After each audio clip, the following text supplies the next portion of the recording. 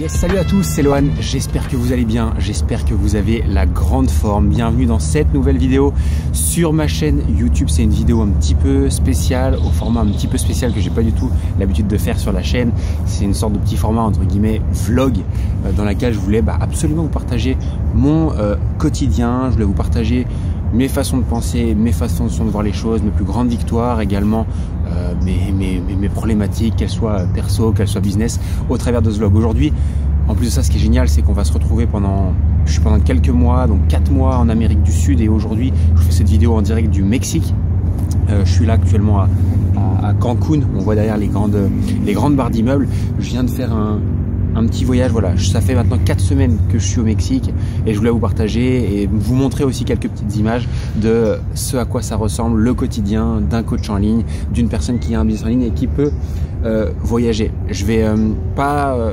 L'intention derrière ces vidéos, c'est quoi? C'est pas de vous faire rêver, c'est pas de vous dire ah c'est génial de voyager, ah c'est génial d'être coach en ligne, ah c'est génial de gagner plein d'argent. L'idée c'est vraiment de vous partager les véritables coulisses, mon aventure, ma vie, et hâte d'avoir en tout cas vos retours avec tout ça. Il y a quelques mois maintenant, on a décidé du coup avec ma copine Julie de partir pendant un minimum de 4 mois en Amérique du Sud pour beaucoup de raisons. La première, c'est qu'on a vécu une année très compliquée avec le confinement, avec les différentes règles qu'on a pu avoir en France.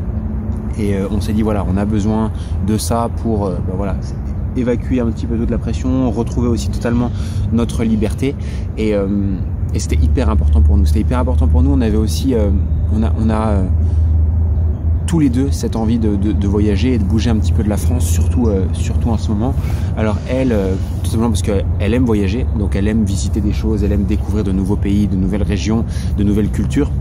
Et moi de mon côté, un petit peu différemment, j'aime, c'est un peu ouf de dire ça, mais j'aime le soleil en fait. J'aime pas le froid, j'aime pas l'hiver. Et à cette période-là, c'est l'hiver en France. Et quoi de mieux que de pouvoir se barrer. Donc on en arrive à la conclusion que on a décidé de partir pendant 4 mois. Alors elle en quittant son travail, et moi de mon côté. Je suis dans un truc où derrière, je sais pas, j'espère qu'on verra la vidéo, je sais pas ce qui s'est passé là-bas. Il y a beaucoup de crocodiles dans le petit truc qui est juste derrière moi, là dans la lagune qui est juste derrière moi. Donc en espérant pouvoir vous en faire voir un à la vidéo. Donc je disais, et moi de mon côté avec mon activité qui est aujourd'hui 100% coach en ligne, me permet aujourd'hui d'avoir cette liberté de pouvoir partir 2, 3, 6, 12 mois à l'étranger et de pouvoir continuer à travailler, pouvoir encadrer mes clients, pouvoir délivrer une super expérience. Et ça, c'est quand même magique. Et c'est le premier point que je voudrais aborder dans cette vidéo-là, c'est la possibilité de le faire et comment on a la possibilité aujourd'hui de vivre en fait en étant, là je sais pas si vous voyez, mais on est dans un... Je tourne la vidéo là, mais on est dans un plutôt bel hôtel, dans des très bonnes conditions. On arrive à voyager entre guillemets sans avoir une pression financière. On arrive à voyager sans compter tous les jours nos sous, sans se refuser grand chose au final. Alors on fait pas n'importe quoi, loin de là, et je vais pas vous dire qu'on est milliardaire, millionnaire ou quoi que ce soit, mais aujourd'hui pour moi, et c'était quelque chose qui est très important dans ma vie, c'était la possibilité de pouvoir voyager, mais surtout pouvoir voyager n'importe où dans le monde tout en étant à l'aise financièrement, ce qui veut dire en pouvant facilement me loger et en pouvant facilement manger. Et ça pour moi c'était hyper important à la base quand je me suis lancé dans mon business, c'est est-ce que j'aurais la possibilité d'avoir cette liberté là. Et ça n'a pas de prix, parce que quand je discute avec des gens alors que je vais rencontrer, que ce soit des Français ou des personnes avec qui on échange de temps en temps, on se rend compte que c'est pas pour tout le monde les mêmes conditions de voyage. Et on se rend compte que aujourd'hui, on a beau dire ce qu'on veut, c'est quand même beaucoup plus sympa de pouvoir alors c'est pas ne pas compter ses sous, parce que c'est pas du tout le cas, mais pouvoir être à l'aise financièrement, encore une fois, de pouvoir bien se loger dans de bonnes conditions avec le minimum. Le minimum syndical, de pouvoir aussi manger correctement, et ça on se rend compte que c'est pas le cas pour tout le monde. Donc ça aujourd'hui c'est une très grosse victoire, et c'est plutôt top. La liberté aussi, ce qui est juste génial ici, donc on a un décalage horaire qui est de entre 6 et 7 heures, ça dépend de où on est au Mexique, et là dans le Yucatan où on est là actuellement, il y a 6 heures de décalage avec la France. Et ce qui est vraiment cool en tant qu'entrepreneur, c'est qu'on a un décalage donc du coup en moins. Là au moment où je tourne cette vidéo, il est 7 heures du matin au Mexique. En France du coup il est 13 heures. Et ce qui est bien, c'est que ma matinée à moi, s'arrête le soir en France et en Europe. Ce qui veut dire que par rapport aux clients, par rapport aux collaborateurs, ça m'oblige en fait à travailler le matin et ce qui me donne en fait les après-midi de libre. Et ça, c'est juste génial parce que du coup, ça libère un temps fou, ça oblige à travailler sur le matin et derrière, on est tranquille et on peut profiter. Et ça, c'est vraiment cool. Alors, j'ai pas encore eu vraiment le temps de profiter parce que au Mexique, on a pas mal bougé et le fait de changer régulièrement d'endroit fait que c'est très difficile d'avoir un bon environnement, une bonne stabilité, etc. Mais dans les prochaines semaines, je vous partagerai dans une deuxième vidéo, dans le prochain pays où je vais avoir cette stabilité-là qui me permet moi d'être à l'aise et d'être confortable. Et en fait, c'est aussi une fausse croyance qu'on pourrait avoir et que moi-même j'avais en partant, en me disant oui, je vais être digital nomade, je vais voyager toutes les semaines, on va changer d'endroit, ça va être génial, on va faire le tour du monde, etc. Mais c'est très difficile de garder une qualité dans son travail, c'est très difficile de garder une constance, c'est très difficile de garder un véritable rythme si on est sans arrêt en train de bouger dans des trajets, dans des bus, dans des voitures, dans des avions. C'est selon moi, et ça je me rends compte vraiment que maintenant, c'est extrêmement important pour moi que malgré le voyage, je puisse garder une certaine stabilité, c'est-à-dire rester quelques semaines dans un endroit, puis ensuite bouger. Pour moi, c'est quelque chose qui est très important. C'était une discussion qu'on avait hier avec Julie, de se dire est-ce qu'on rallongerait pas en fait les moments où on reste dans certaines villes, quitte à voilà, peut-être qu'on se fera un peu plus chier, hein, mais il y a toujours quelque chose à faire de toute façon, mais juste histoire de garder vraiment cette stabilité et qu'on puisse vraiment travailler correctement, dans de bonnes conditions, etc. Parce que, autre sujet délicat, et je pourrais tout aborder aujourd'hui dans la vidéo, mais c'est pas le but, mais ici la connexion Wi-Fi, elle est pas ouf partout. Il faut bien sélectionner ses hôtels en amont, bien regarder les avis, parce que bah voilà, il y a des gros problèmes de Wi-Fi au Mexique. Il y a des villes où il n'y en a pas du tout. Ça c'est la petite histoire et j'ai découvert ça, donc j'étais assez surpris. Donc ça c'est aussi un handicap pour le travail, il faut vraiment faire en sorte d'avoir une bonne connexion, être dans des bons endroits, etc. D'ailleurs, petit tips et astuce, aujourd'hui, l'hôtel où je suis, c'est un hôtel où vous pourrez aller voir, qui est ce qu'on appelle un co-living. C'est un mélange entre la colocation, donc les logements de groupe, et le coworking, d'accord, des espaces de travail partagés. Et ce concept de co-living, c'est un concept qui est arrivé maintenant il y a près de 10 années. Alors à l'époque, c'est arrivé aux États-Unis, si je me trompe pas, ça a dû arriver dans la Silicon Valley ou quelque chose comme ça au démarrage. Et en fait, l'idée c'est de partager et des logements et des espaces de travail dans des complexes. Aujourd'hui, je suis chez un des leaders du marché mondial, si je dis pas de conneries, qui s'appelle Selina, S-E-L-I-N-A, vous pourrez aller voir leur site, qui est également en concurrence avec un autre site qui est super sympa, qui s'appelle Outsite. Et l'idée, voilà, c'est d'offrir aux voyageurs et d'offrir aux digital nomades la possibilité et de se loger assez cher quand même, on va pas se mentir, et de travailler en même temps et surtout de rassembler une sorte de communauté dans des cadres, on va dire, pas idylliques mais extrêmement bien placés dans les villes. Et là je suis sur le Selina zone hôtelière de Cancun.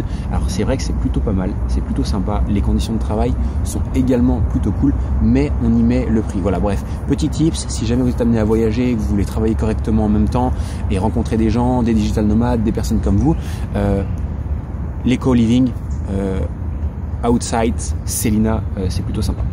Voilà, donc juste pour faire un petit débrief au niveau de ce qu'on a fait au Mexique, on est arrivé du coup il y a maintenant 4 semaines, on est arrivé à l'aéroport de Cancun après une escale, enfin on est parti de Genève, on a fait une escale à Paris, on est arrivé à Cancun. Directement depuis Cancun, ce qu'on a fait, c'est qu'on voulait pas rester à Cancun parce qu'on a vu de très mauvais échos, je connaissais pas du tout, et on nous a dit voilà, c'est une ville, c'est une usine, c'est que pour la fête, etc. C'est exactement ça, ok, parce que là en y étant, parce qu'on va repartir, on va reprendre l'avion ce matin là, en fin de matinée, c'est l'usine, clairement, mais bon, c'est à voir quand même. Et moi, voilà, j'aime bien voir ces ambiances un peu festives, j'aime bien voir un peu il y a beaucoup de buildings très luxueux. Là, vous en voyez qu'une partie ici, mais c'est vrai qu'il y en a tout le tour ici, il y en a encore de l'autre côté là-bas, donc c'est assez ouf. Donc du coup, ce qu'on a fait, c'est qu'on est arrivé, on est allé directement sur Playa del Carmen, qui est au sud de Cancun, qui est une petite ville en bord de plage, qui est vraiment super sympa. Alors, on avait malheureusement pris que 2 nuits là-bas, on va dire en escale, mais j'ai beaucoup apprécié la ville de par le fait que voilà, il y a beaucoup de logements en construction, c'est pas mal rénové, la ville en elle-même est plutôt sympa avec beaucoup de petites boutiques, des rues vraiment sympas et vraiment typiques. La plage est vraiment cool, la bouffe est pas super chère et super bonne dans les restos qu'on a testés. Alors après je pourrais pas dire parce que je suis resté que 3 jours, mais voilà, l'ambiance de manière générale était plutôt on va dire sécure. C'est quelque chose qui moi à laquelle je fais très attention, c'est la sécurité. Je suis un peu une flippette et c'était plutôt sécure. Pareil, quand on a besoin de travailler, il y a beaucoup de coworking, beaucoup de cafés avec, vous voyez toutes ces personnes avec leur laptop, enfin leurs ordinateurs qui sont en train de bosser, etc. Une belle communauté de digital nomades et également une belle communauté de personnes françaises. D'ailleurs, pour la petite histoire, et je sais pas s'il regardera cette vidéo aujourd'hui, je me promenais dans la rue à Playa del Carmen, donc je vous remets le contexte, je sors du coiffeur. D'ailleurs, ça fait un petit moment, ça fait bien 4 semaines. Je sors du coiffeur, je marche dans la rue pour rentrer chez moi. Il est le soir, il commence à faire nuit. Et en passant, je vais acheter le petit déjeuner pour le lendemain matin dans le supermarché du coin. Et quand je suis dans le supermarché, je vais dans un rayon et là j'entends Lohan. Et là je me dis, qui c'est? On est au Mexique, à Playa del Carmen, c'est 18h le soir, je sors de chez le barbershop, personne ne me connaît ici, qui est-ce qui veut m'appeler par mon prénom? Et j'ai eu la chance de rencontrer Cyprien. Cyprien, c'est un coach qui suit la chaîne et à qui j'ai fait la rencontre. Déjà coucou à toi, j'espère que tu regardes cette vidéo et en tout cas ravi d'avoir fait ta connaissance et encore une fois c'est des choses de ouf, mais Cyprien a quitté la France pour partir au Mexique et créer son business de coaching sportif directement là-bas à Playa del Carmen, et au moment où je l'ai croisé il était déjà en train de démarcher les gens, passer dans des restos, voir des gens pour lancer ses groupes de personal training, etc. Et c'est magnifique d'avoir de tout quitter pour lancer son activité ailleurs dans un autre pays, recommencer de zéro, de sortir le doigt du cul pour réussir. Je le suis depuis, il fait des lives quasi quotidiennement, il s'entoure d'une belle communauté, il a la patate, il a la forme, bref, hyper inspirant et bravo à ça pour ça, et ça fait toujours plaisir de voir des coachs qui s'arrachent, qui font les choses correctement pour réussir. Donc petite dédicace à toi Cyprien si tu regardes cette vidéo, et à tous les Français qui seraient voilà, sur Playa del Carmen ou au Mexique. Voilà, donc ensuite, après Playa del Carmen, on a décidé de partir sur Tulum. On est resté 14 jours à Tulum. Tulum qui est un petit peu la ville à la mode, on va dire, notamment pour tout ce qui va être la fête. La fête, et puis également un peu les expériences spirituelles, etc. Donc j'ai découvert ça un petit peu là-bas sur le terrain. Donc on avait beaucoup d'attentes sur Tulum. On nous avait vendu le truc de ouf. Alors malheureusement pour nous, on est arrivé là-bas, sur les 14 jours, on a eu à peu près 9 à 10 jours de pluie. Ok, c'est saison des pluies en ce moment, donc on est fin novembre. Donc beaucoup de pluie, ce qui nous a beaucoup handicapé, notamment sur les activités qu'on voulait faire. Très difficile de prévoir des choses. À savoir aussi que la ville de Tulum, pour vous dire, c'est vraiment une rupture, enfin un mix, mais une rupture entre les très pauvres et les très riches. Donc vous avez en centre-ville un bidonville, et sur la plage des beach clubs avec des cocktails à 30 € le cocktail. J'exagère à peine le truc, mais c'est exactement comme ça que ça se passe. Des routes qui sont juste catastrophiques avec des énormes trous. C'est très difficile de circuler, que ce soit en voiture, en vélo, à pied, enfin un bordel franchement monstrueux, en plus avec ces périodes de pluie là. Donc très difficile sur les 14 jours. Bref, mais les gros points positifs, c'est que là-bas on a pu connecter avec des personnes que je connaissais, que je rejoignais également. Je pense à Brenda, qui est une entrepreneuse en France qui nous a rejoint. Je pense à Lauriane et Bastien, son copain, qui sont des entrepreneurs aussi en France dans d'autres business en ligne, qui nous ont rejoint là-bas et avec qui on a passé plein de super moments ensemble. Je vous mettrai aussi les petites photos et tout ce qui va bien là dans la vidéo. Je pense aussi à Fabien et Marine. Fabien, c'est une personne que j'apprécie énormément, qui est également coach dans le mastermind auquel je participe. Et sa copine Marine qui elle lance un projet en ligne. Ok, donc des personnes hyper inspirantes et surtout des super moments qu'on a passés ensemble. Ça faisait hyper plaisir de se retrouver là-bas à Tulum, et voilà, malgré les conditions qui étaient pas ouf, on a quand même on va pas se mentir, trouver et passer de bons moments. On a visité de super beaux trucs. C'est clair que les hôtels là-bas, tout l'environnement qu'ils créent dans la jungle, dans les beach clubs, avec voilà toutes ces énormes sculptures en bois, toutes ces choses. Je pense à l'hôtel Azulik qu'on est allé voir, AZULIK si je me trompe pas, qui est juste grandiose, donc perché dans les arbres avec des filets. Enfin, c'est juste ouf.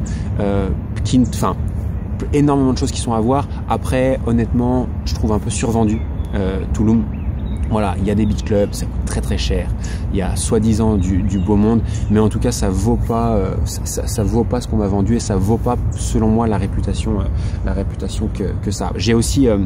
J'ai aussi là-bas connecté et, par hasard en fait. Enfin, on le savait, mais on n'avait pas prévu d'arriver là-bas ensemble. On a pu bosser aussi pendant quelques jours avec Pierre. Je vous mettrai aussi les vidéos qu'on a tournées ensemble. Pierre, qui est un membre de mon équipe, qui travaille chez Level Up et qui était aussi à Tulum pour travailler. On a pu passer aussi quelques moments ensemble, quelques restos ensemble, quelques petits trucs et la petite histoire vraiment marrante à Tulum. Alors marrante quand je la raconte maintenant, mais pas marrante sur le moment. On était parti pour tourner cette vidéo là que je suis en train de vous tourner sur une sorte de je vous montre ce que c'est une de mes journées dans mon quotidien à Tulum. Et on a commencé la journée avec Pierre. On se rejoint à 7 h le matin au coworking où on travaillait habituellement. On passe le matin, on fait quelques filmings, quelques vidéos, tout se passe bien. Vers midi, on avait fini de bosser, donc comme d'hab. Et je dis à Pierre, allez, on va manger, on va au resto. Et là, je commence à me sentir pas bien, je commence à me sentir brassé. J'avais la tête qui tournait. Je dis, tiens, c'est bizarre. Et l'après-midi, on avait prévu de visiter ce qu'on appelle une cénote. Alors, je sais pas si tout le monde sait ce que c'est qu'une cénote. Une cénote, c'est soit un trou d'eau dans la terre, d'accord, qui forme une espèce une sorte de lac en fait, plus ou moins profond, mais c'est vraiment un trou, soit une sorte de grotte qui peut être souterraine. Et on avait décidé de visiter ça proche de Tulum. Il y en a plus de 1700 au Mexique, ou 17 000 au Mexique, pardon, si je dis pas de conneries. Et on avait décidé de visiter ça l'après-midi, de faire des vidéos sympas, etc.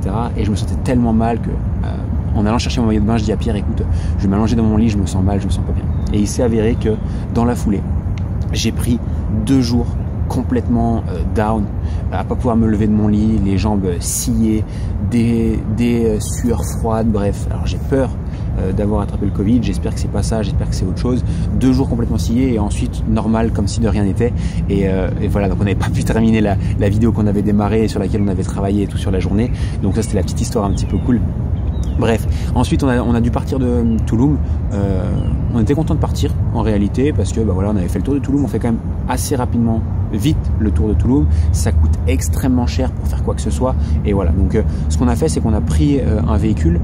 Donc on a loué une bagnole chez Hertz et on a décidé de descendre directement pour aller faire ah non, j'ai même oublié un passage que je vous rajouterai après. On a visité aussi une île qui s'appelle Holbox, en français Holbox, ça se prononce Holbox. C'est une petite île qui est tout au nord donc de Cancun et qui est une île un petit peu isolée, etc., où il n'y a pas de route, pas de voiture, etc., pas de wifi aussi du coup, mais qui est extrêmement belle, extrêmement sympa. Les plages sont juste ouf et je vous invite à aller checker ça parce que franchement c'est vraiment sympa.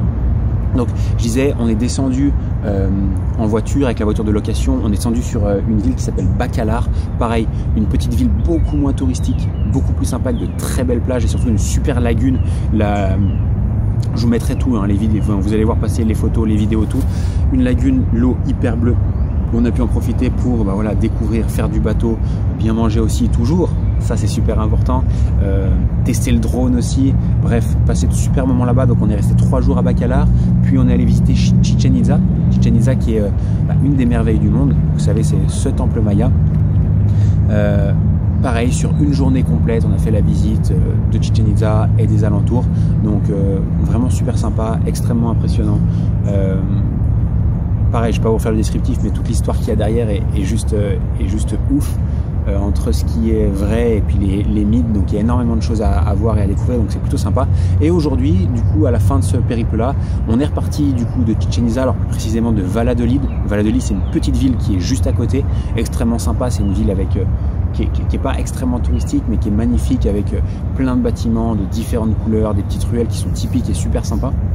Et du coup on a terminé ici pendant 3 jours à Cancun sur place. Donc j'avais une image de Cancun avec alors je sais pas quelle image j'avais vraiment, mais je voyais plus ça avec plutôt des sortes de résidences sympas, beaucoup de monde, hein, je sais pas. Et en fait, on se retrouve sur un endroit avec voilà, des grands buildings, la fête à mort, beaucoup de monde, des tarifs aussi qui sont relativement élevés, moins chers que Tulum, mais relativement élevés aussi. Et voilà, donc pour moi une très bonne expérience au Mexique, beaucoup mangé. beaucoup mangé, trop mangé. Malheureusement, alors non, on va dire d'abord les points un peu moyens que j'ai trouvés. Malheureusement pour nous, alors ça c'est vraiment que pour nous, la météo.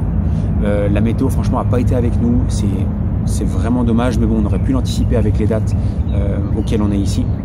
Donc ça. Et également, deuxième point que je trouve moyennasse, c'est sécurité. Il y a certaines villes où, notamment Tulum, où selon où tu es, selon à quelle heure tu y es et selon avec qui tu y es, tu peux te sentir pas en sécurité. Plusieurs fois, ça m'est arrivé de me dire, tiens, là, s'il y a un mec qui se pointe vers moi, je suis pas bien. Et je déteste ça. Je déteste ne pas me sentir en sécurité. Alors, je sais que potentiellement, je risque pas grand-chose, bien qu'il y a un mois en arrière, il y a eu une fusillade à Tulum, bref, et des touristes qui sont morts. mais voilà, pas hyper sécure. Donc ça, chose moyen sur lequel je dirais les tarifs à Tulum qui sont excessifs, et Tulum pour moi c'est quelque chose qui pour le moment est survendu. Encore une fois, c'est mon avis, je connais pas bien la ville, j'y suis allé en tant que touriste sans me renseigner en amont, etc. Je donne juste mon point de vue d'une personne qui est restée pendant 2 semaines.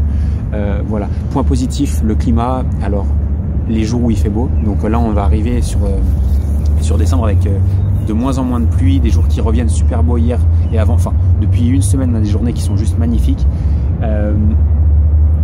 Le climat en les gens sont quand même relativement sympas dans l'ensemble, ça change de la France, que ce soit l'accueil dans les restaurants, l'accueil dans les hôtels, etc. Donc je dis en général parce qu'on est aussi tombé sur des gens qui n'étaient pas super sympas, de toute façon il y en a partout, mais je dirais voilà, les gens sont quand même relativement sympas dans l'ensemble. Ce que j'apprécie aussi c'est les personnes qui viennent dans ces endroits-là, notamment les touristes, sont super sympas. Donc là, je pense à notamment où je suis là aujourd'hui, Célina dans le co-living.